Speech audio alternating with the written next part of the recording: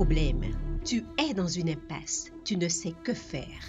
Fais comme ma mère et déclare. Quelles sont ces malfoutances? Elles ne vont pas me mener à l'hôpital psychiatrique. Je vais m'en sortir. Tu sais, ma mère a été vraiment mon mentor. Quand je la voyais affronter un problème, elle aimait se redresser et dire à voix haute « Quelles sont ces malfoutances? Ces malfoutances ne vont pas me mener à l'hôpital. Je vais surmonter ce problème de la même façon que j'ai surmonté tous ceux qui sont intervenus dans ma vie auparavant. » Alors je te propose de faire de même comme elle et de répéter que ces malfoutances ne vont pas te vaincre. Dis-moi, quelles sont les malfoutances que tu vis actuellement?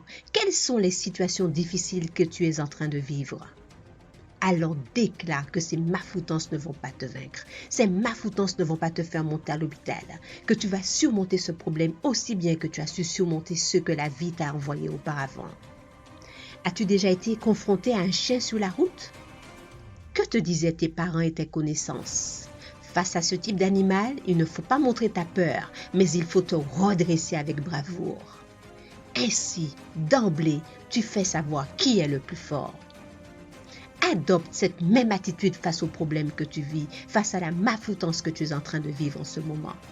Dès que le problème vient frapper à ta porte, redresse-toi et proclame « C'est quoi cette malfoutance? Je vais surmonter ce problème de la même façon que j'ai surmonté tous ceux que j'ai eu à vivre auparavant. » Tu as donc compris ce qu'est une malfoutance. C'est simplement le nom que ma mère avait choisi de donner à ces problèmes.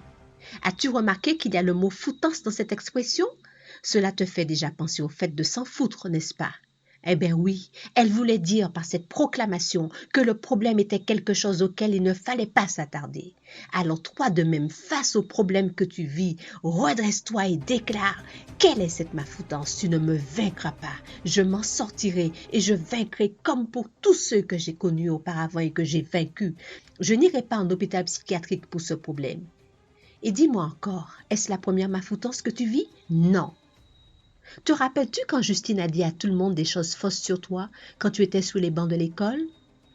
Oui, tu as survécu, n'est-ce pas? Oui, tu as survécu.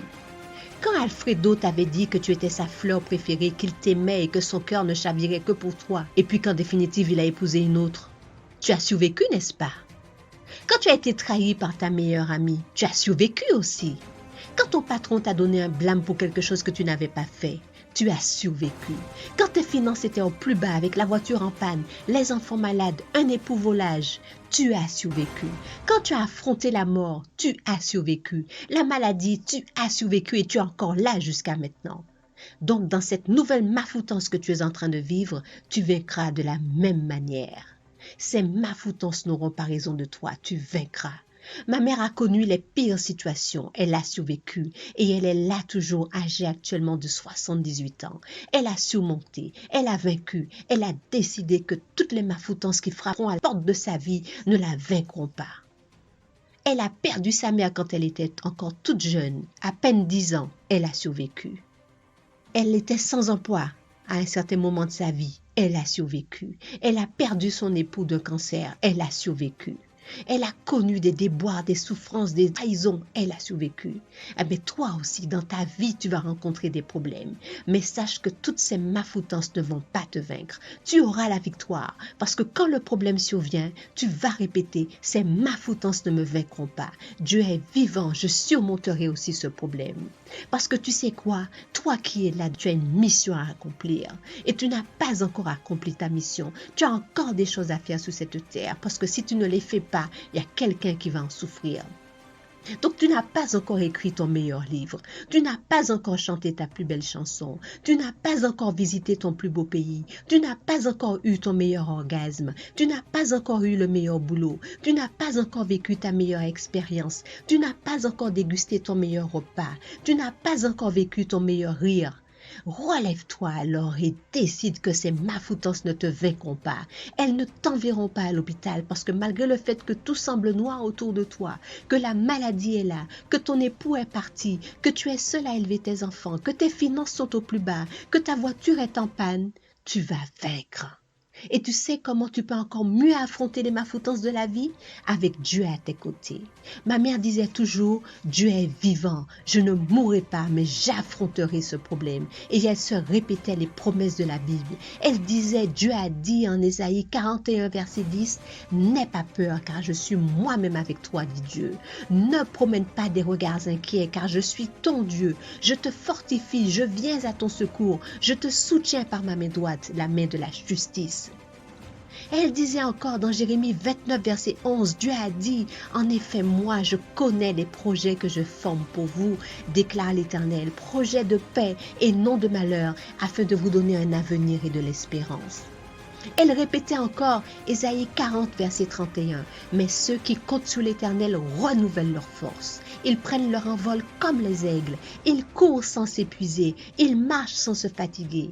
Elle répétait encore Ésaïe 43, verset 2. Si tu traverses l'eau, je serai moi-même avec toi. Si tu traverses les fleuves, ils ne te submergeront pas. Si tu marches dans le feu, tu ne te brûleras pas et la flamme ne te fera pas de mal.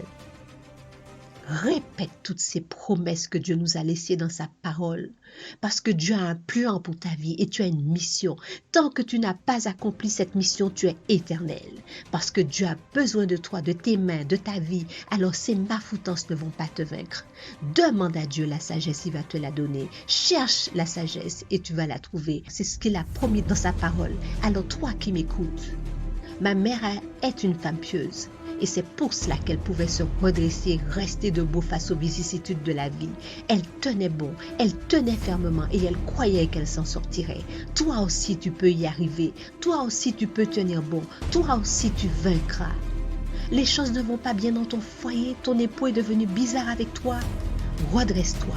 Ces malfoutances ne vont pas me vaincre. Je vais tenir bon et je vais aller jusqu'au bout. Ton patron tout de coup est devenu méchant envers toi. Cette malfoutance ne va pas te vaincre. Tu vas y arriver, tu vas tenir bon. Tu ne vas pas quitter ton travail par rapport à un chef. Le chef va partir, mais toi, tu vas rester là. Tes enfants tout d'un coup sont devenus bizarres, il y en a certains qui sont tombés dans la drogue et autres. Tes genoux à terre en train de demander à Dieu d'intervenir. Ben, ça va marcher.